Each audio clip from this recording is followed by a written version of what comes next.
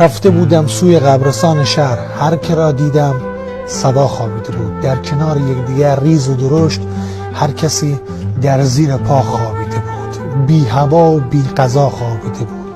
عاشق از دلبر جدا خوابیده بود، دلبر از عاشق جدا خوابیده بود.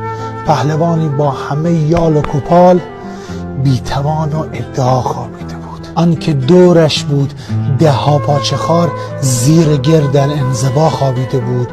قلدری که حق ما را خورده بود، مرده با نفرین ما خوابیده بود. آن که می چربید نازش در جهان، بی لحاف و بی متکا خوابیده بود. وقتی که دیدم تاجری در کنار یک گدا خوابیده بود. ظالم و مظلوم هم در یک ردیف، رعیتی با کت خدا خوابیده بود. دوست با دشمن همه در زیر خاک، با غریب آشنا خوابیده بود.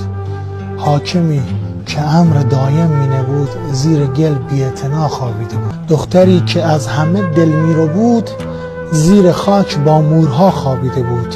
آن که عمری حق و ناحق می گرفت، بی رشوه و مال و ربا خوابیده بود. از تو دستی بر سر خود کوفتم، چون که دیدم هر که را خوابیده بود، توی قبری بی نوا خوابیده بود.